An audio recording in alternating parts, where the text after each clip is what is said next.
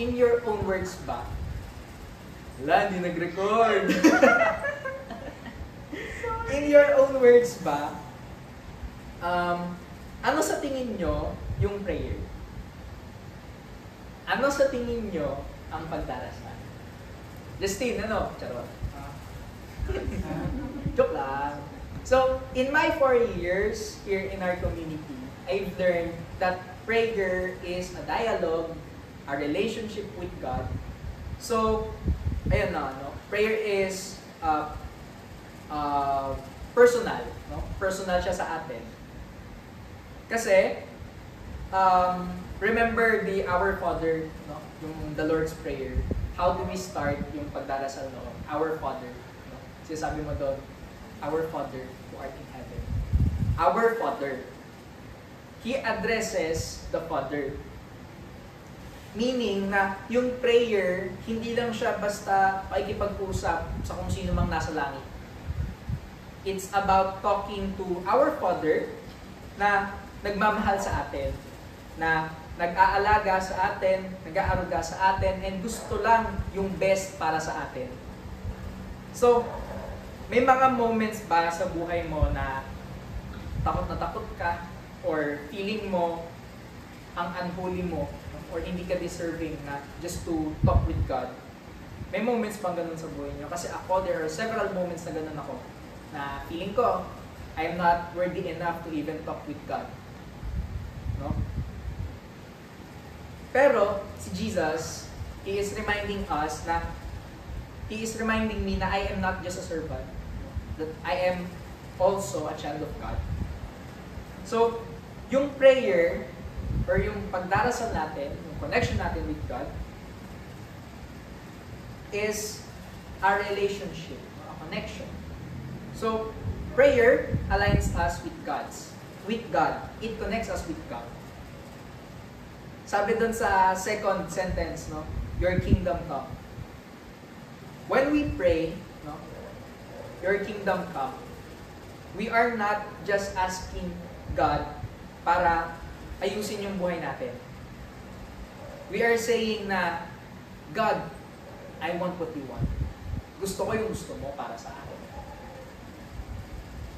Kasi yung pagdarasal, yung prayer, hindi siya yung pagbe-bend ng will ni God sa'yo. Hindi siya yung paglipis dun sa direction na inilaan para sa'yo. No?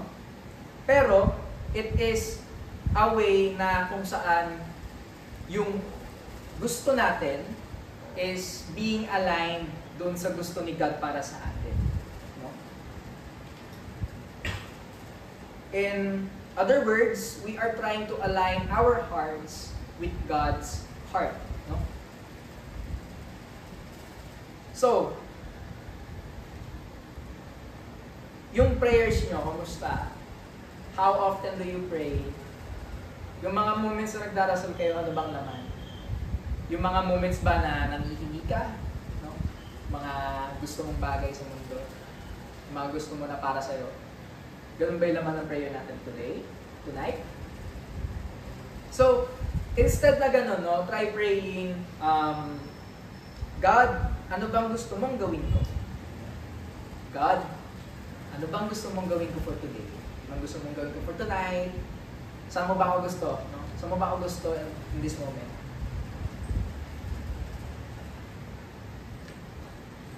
Then, the next part, give us each day our daily bread. Bigyan mo po kami ngayon ng aming kakanin sa araw-araw. I love this part kasi it teaches us to rely on God kada araw.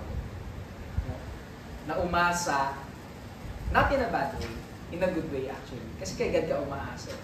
No? Inaasa ka na ba, Teres? Yeah. May second voice. So, in this part, tinuturuan tayo na umasa. Not just in crisis, pero doon sa mismong moments na ang liliit. No? Like, parang sa quizzes natin, sa exams, Yung peace of mind natin kapag may kaaway tayo, kapag hindi tayo okay ng partner natin, or baka mamaya, patience lang with family. Ayun yung mostly kailangan ko eh. So, have you been trying to carry things alone? May mga bagay ka ba na dinadala mo nang ikaw lang mag-isa? Si God, He wants you to come to Him. No? Hindi lang sa mga moments na ang hirap ng buhay.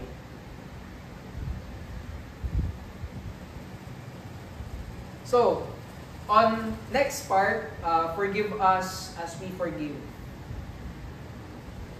Yung pagdarasal, hindi lang siya basta paghingi. No? It is also about receiving forgiveness. No? It's also a way for us to ask for forgiveness. And a way for us to learn kung paano ba magpatawad. So, may someone ka ba na gusto mong patawarin? Or may someone ka ba na gusto mong humingi ng tawad? So, let God's mercy for you to teach you on how to show mercy to others. Tanggapin mo yung mercy ni God so that you can share that mercy. So, may mga moments sa buhay natin, no? I have to admit na may mga moments sa buhay natin, no, na ang hirap magdasal. Sobrang hirap magdasal. Especially kung wala namang special na nangyayari sa buhay mo. Ang daling magdasal kapag may pinagdadaanan ka. Like pag broken ka, no? Kapag may gusto kang hingin,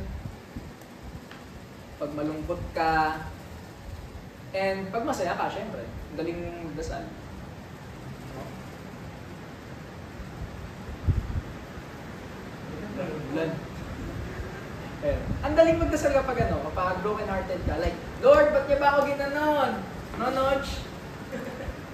Good, sorry. Okay. And it's really easy to pray kapag may hinihingi tayo kay God. Ang dali, sobra. So, bakit ganon? Ang daling magdasal kapag may pinagdadaanan ka. It's either malungkot ka or pag masaya ka. Ang dali lang. Pero kapag on the normal, no? Wala namang special na nangyari sa araw mong hirap magdasal. Kasi you are not relying yourself enough with God. You are not trying to really connect with Him.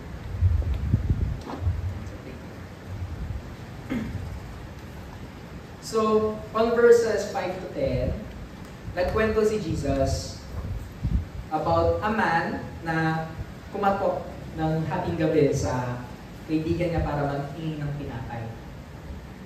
So, ang inconvenient nun, kasi gabi na nun, imagine may kumatok sa pintuan mo this oras ng gabi para maghingi ng pagkain. No? Ang inconvenient. No? Tapos, katok siya ng katok. Sabi doon ni Jesus, no? Ask and it will be given to you. Seek and you will find. Knock and the door will be open.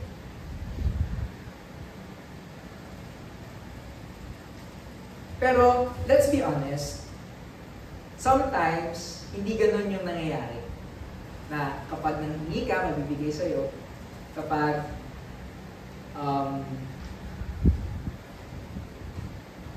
naghahanap ka, minsan di mo makita. Or kapag kumatok ka sa isang pinto, hindi na pabubuksan. Minsan, may mga ganun bagay. No? So, there was a time in my life na I felt like I was knocking, I was asking something, and I was seeking.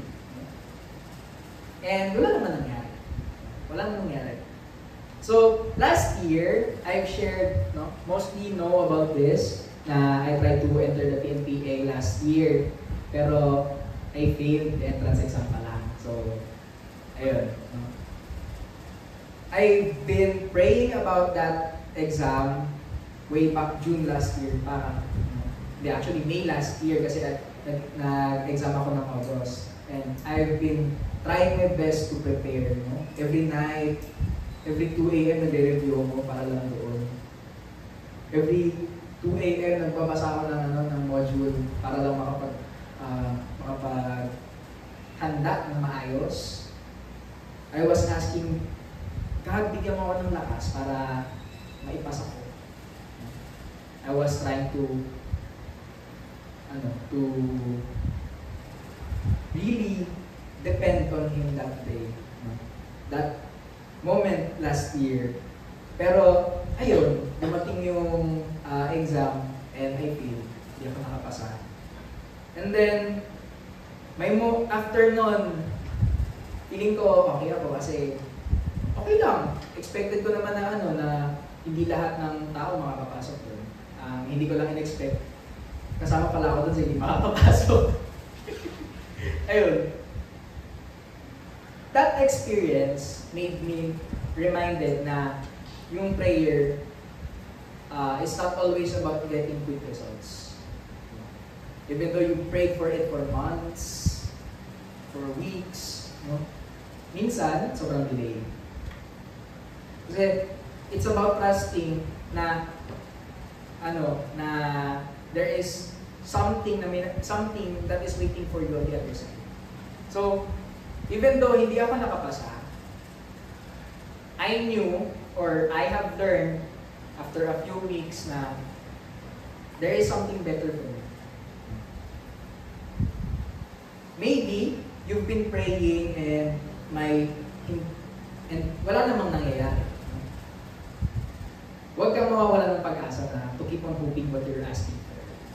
Kasi baka mamaya, hindi pa siya aligned dun sa plano para sa iyo ni God. No? Kasi after that moment in my life, I've learned to really better myself. I began to really change how I approach yung mga tao. I better myself sa patience ko. I've been more patient since last year. Hopefully. So, huwag kang hihinto. On conversing with God, keep praying kasi naririnig ka niya.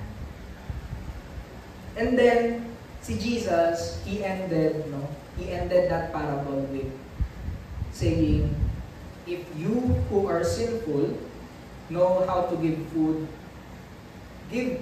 gifts to your children, how much more will your Father in heaven give the Holy Spirit to those who ask Him?